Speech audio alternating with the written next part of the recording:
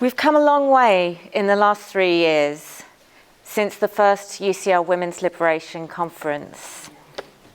And today I want to talk about what we've achieved and what we've learned.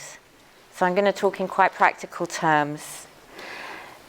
The spark of UCL Women's Liberation was lit when Holly Smith, Judith Suisa here, and I were all in a UCU meeting, so a union meeting in 2018, and Holly bravely brought up the issue of self-ID. This was during the consultation on GRA reform. I could hardly believe that someone had brought the topic up during a union branch meeting.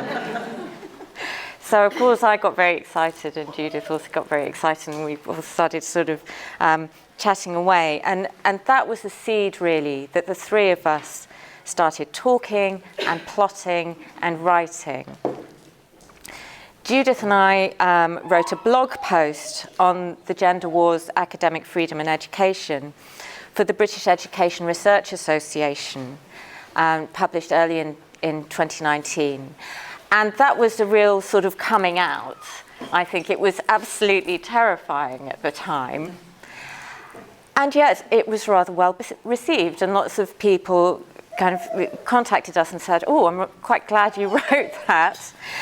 And so we carried on working on the issue, ultimately published a peer-reviewed journal article on that theme for the Journal of Philosophy of Education. And again, getting things into peer review, it's something that then others can take and refer to and show to other people. It's that respectability, as well as making the arguments. It's getting them out there to all those different audiences that you need to reach. Meanwhile, Holly was very pluckily leading efforts focused on the union. We actually passed a motion at the UCL UCU branch in support of academic freedom to discuss sex and gender. When we took the motion to the 2019 National UCU Congress, we faced abuse, we faced smears, and the motion failed. But an army is forged in battle. The important thing was that we'd come out fighting and that we were visible. So several delegates approached us afterwards, including women in tears, saying they'd been too frightened to speak out about this issue. Even when you're defeated, you're building a network and giving others courage to speak out and to know that they are not alone. When Kiri Tunks of A Woman's Place, and fortuitously close friends with Holly, suggested we host a conference at UCL, we had to establish a formal presence at UCL.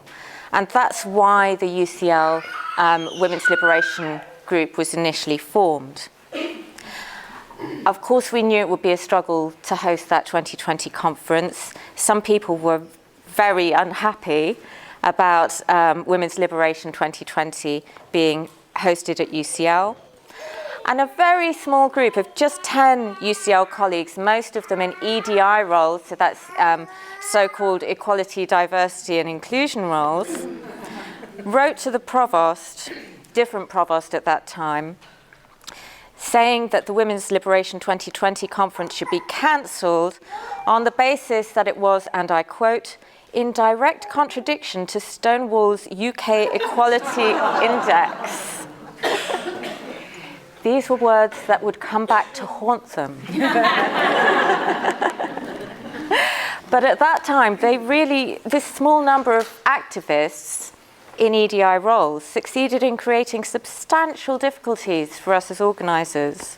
We had support from our faculty, but no institutional backing at the UCL level, and UCL didn't seem to know how to respond to this pressure from activists. And I think that's something that Aqua touched on this morning, that universities are genuinely floundering, and they certainly were at that time. You know, they've got people, professors and people who should know better, saying, "Oh, these women are fascists and bigots," and they take it seriously because it's bizarre, and you know, people didn't used to make such crazy accusations up about their colleagues. It's kind of a relatively new phenomenon, and universities have taken a while, and many of them still haven't got their heads around it. So right up until the morning of the conference in 2020, we didn't know whether it would be allowed to proceed. And, you know, we've got people who, those of you who attended last time, of course, nobody knew that. We didn't say that. But you can imagine with 900 odd people due to attend, it was pretty stressful. Of course, in the end, the conference was an enormous success. Threats of being overrun by violent protesters failed to materialize, and instead we had the sort of damp squib of 30 well-behaved students with pastel banners with the celebrated slogan, "There's no cis in team."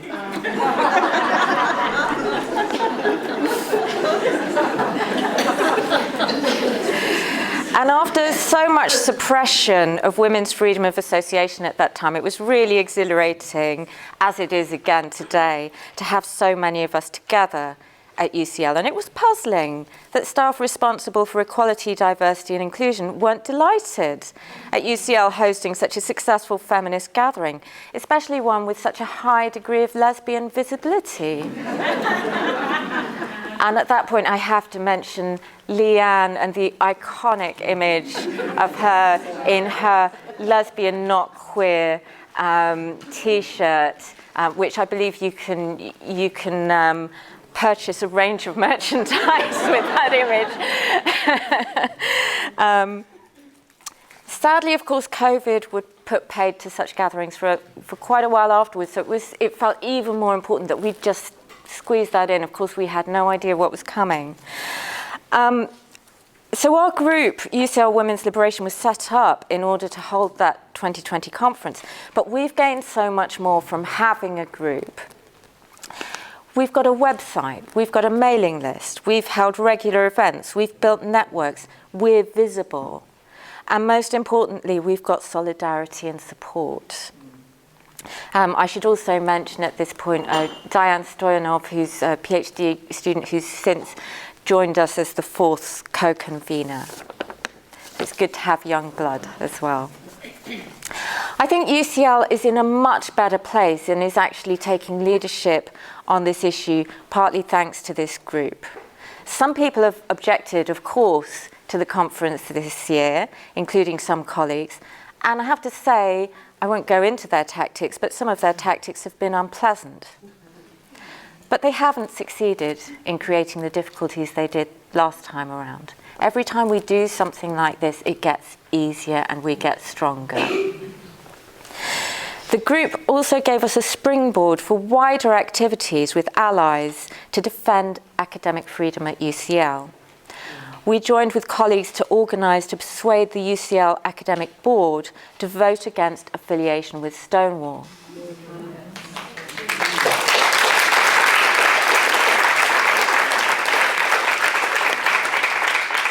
The supporters of Stonewall turned out to be much weaker in numbers and organisation than we had realised.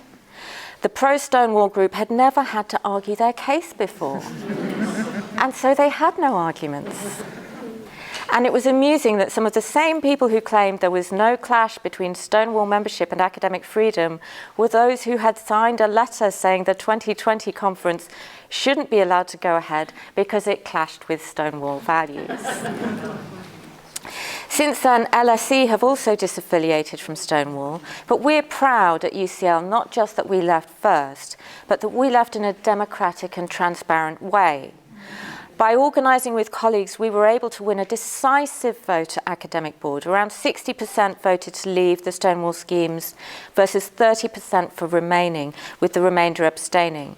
We were surprised by the scale of our victory, and that public testament that ours is the majority view among our peers, in my view, is an even bigger prize than UCL disaffiliating from Stonewall. It spreads confidence. So how did UCL achieve this result, in case some of you want to do the same thing in your own institutions? Well, we needed to persuade people to give up their time to attend the meeting, to vote, to consider speaking on our side of the debate. It was really time-consuming work. hard work carried out by a small group of people. We achieved our goals by approaching as many people as possible, and I found you really have to do this one by one. As time-consuming as that is, it's the only way to engage people. It's also really important to be willing to approach people whose views you don't know. You have to have faith that most people are secretly quite sane.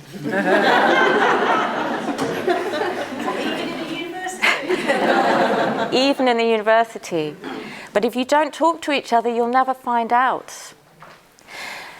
It's often when you come to these set-piece debates with a vote at the end, you think, well, no one's here with an open mind. But I think some people were, and in fact, at least one person definitely changed their minds during that debate. So the meeting was online. Everyone had to post in the chat which side they were planning to speak on.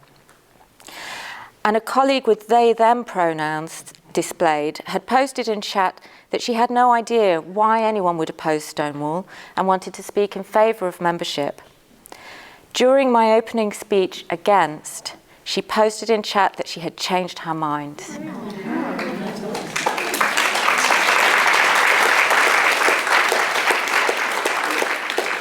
I actually nearly cried at that point. It was a lesson in not making assumptions about people. Our struggles aren't just about fighting for tolerance and pluralism within our universities. They're also about reasserting scientific values within our disciplines. Resisting the pressure to stop using sex categories in language and data collection is fundamental to this. And I've spent the last few years arguing for sex-based data, starting with the 2020 census.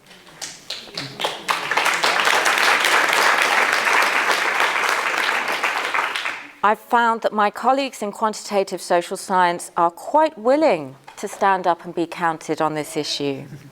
Asking people to put their names to letters is a powerful tool. No one can plausibly say you are a vocal minority if scores of the most eminent people in your field have said publicly that they agree with you. So finally, no one can fight these battles alone. The lesson from UCL is organise. Get together with others and form a group. At UCL, we started with just 3 women, and look at us now.